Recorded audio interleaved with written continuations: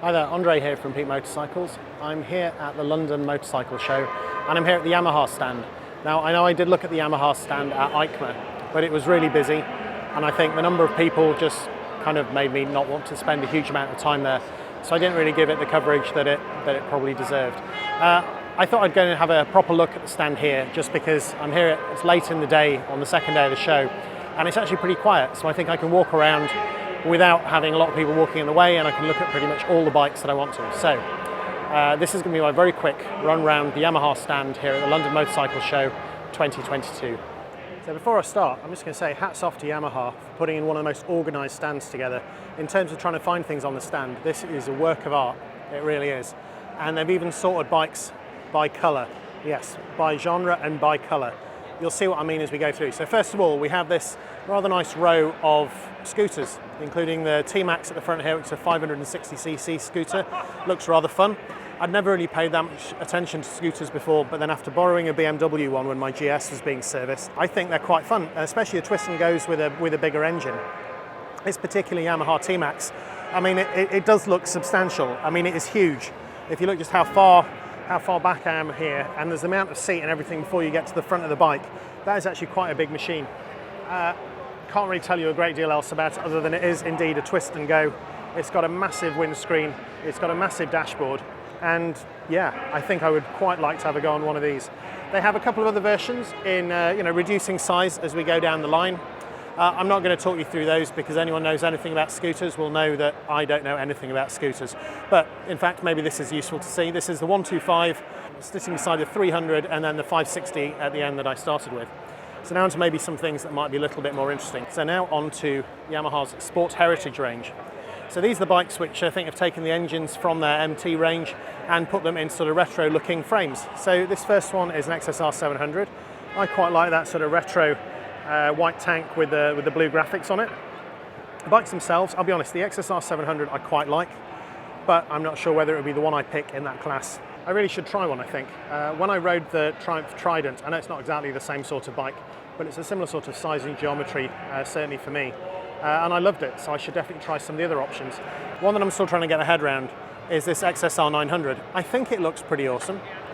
By all means, let me know whether you think or not. The things that look a little bit unusual to me is that seat. It almost feels like there should be an extra little bit of bodywork just at this back end. I mean, bizarrely, there are pillion pegs that are in here. So these rather long-looking things that will fold out from there are the pillion pegs. And in theory, somebody could just perch on the back of that. But I almost feel like there's a bit of bodywork missing.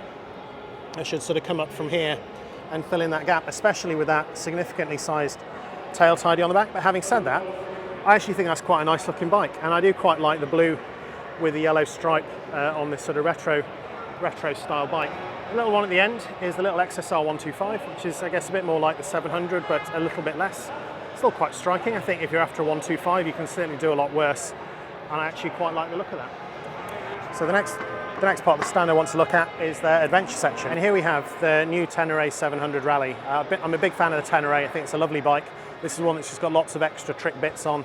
You see the bash guard that's on the bike there. If I go around the other side, you can see that it's got the Akrapovic pipe on it. And yeah, I just love that red and white paint job, as you will find out when I talk about some other bikes in just a moment. And yeah, I just think that really does look the business. There's plenty of videos out about the Tenor A, people riding them on and off-road. And yeah, it's just a really successful bike and probably leading that segment. Be interesting to see how the new Touareg 660 does up against it. So here we have a blue section, which is the Super Sport section. So what we have in front of me is the new R7. I'll come back to the R7 in a minute. In the middle we have an R6 from the Yamaha Track Experience, and then over there at the end we have the really cool Yamaha R1M with just all the bells and whistles that come on it. It's a lovely bike. If I was in the market for one, and it's such a competitive space because they all look amazing, then that would definitely be on the shortlist. So there's a small display in the corner that has these various track bikes, including this rather nice red and white paint job that we saw over on the Tenor A. When I said that Yamaha had grouped all their bikes by colour, if you look here on the other side of the Super Sport stand, we have the full range, all in the 60th anniversary colours, and I just think this looks amazing. So again, we have the R1, the R7, the R3, and then at the end there, the little R125. So the bike I'm just going to come back to for a moment is this R7. So this is a bike, if you saw my EICMA video, that I was quite taken with there. It's definitely one of my bikes of the show. And again, looking at it here, it still is. I just think that is a really nice looking bike. And super sports aren't really my thing. You know, I don't have the sort of roads near where I live where I can get the most out of them, and adventure bikes and dual sport bikes make a lot more sense. However, every time I see this R7, I think for the roads that I have and the sort of riding that I do, I'm kind of tempted. I think one of these might even find its way into my garage, especially if I can find one in the 60th anniversary colours, because I just think that just looks awesome. Now, I know that it's not as fast as the R6.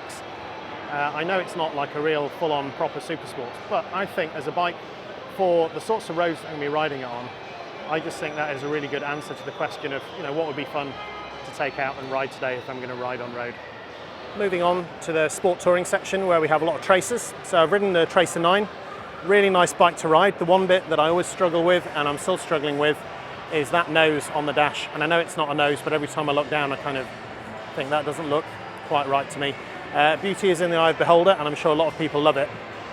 I quite like the Tracer 9 GT, also in red they have here, and then we have a Tracer 7 in black, and then another Tracer 7 I think on the far end. So this lot are not all the same colour, so that makes a change, but fear not, we have 2 more to go. So here we have the Yamaha MTs, so we have the MT-09 and then we have an MT-10 on the far side, and I think these bikes just look great. These two I think are the SP spec ones. I think I'd taken a bit of video from EICMA where I'd called a standard MT-10 an SP, so I can only apologise for that. I was seeing a lot of bikes, but now for the avoidance of doubt, these two here are definitely the MT-09 SP, because you can see there's all that Öhlins bling in there, which just looks lovely as it always does. And if I go around, give you a quick look at the MT-10 SP, a bike that is already nutter, is even more nutter in its SP form. I know that the LED lights for the eyebrows is a bit divisive. I don't know, I wasn't a fan when I saw them. They're definitely growing on me. And then for the very last bit of the stand, if you just look down there, you can see another lineup of bikes in the new colours, and I think some of this is inspired by the Petronas racing colours. But yeah, this sort of dark grey with those bright sort of blue turquoise coloured wheels. So I'll just give you a quick look down before I get chucked out.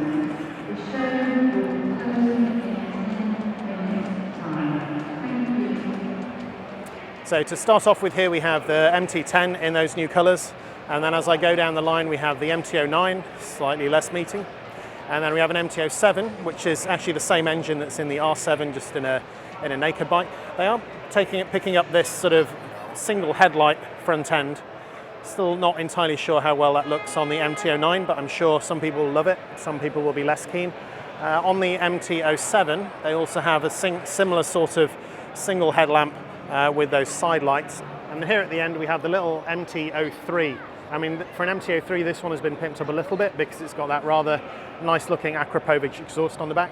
But yeah, overall, Yamaha stand has been an absolute joy to come around. And yeah, I think of all the bikes on here, there's so many that are really rather cool. But I think I'm always going to keep coming back to the R7, as are many other people. You know, there's hardly anyone on the stand, and that's the bike that everyone is looking at the moment.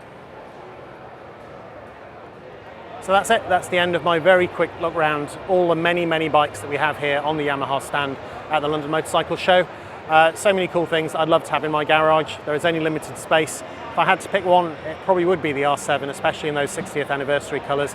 So who knows, maybe we'll exercise the one in, one out rule and swap something, or maybe I can make space. Anyway, thanks for watching. I hope this has been useful. Please check out my other content from the London Motorcycle Show, and I will see you in the next one.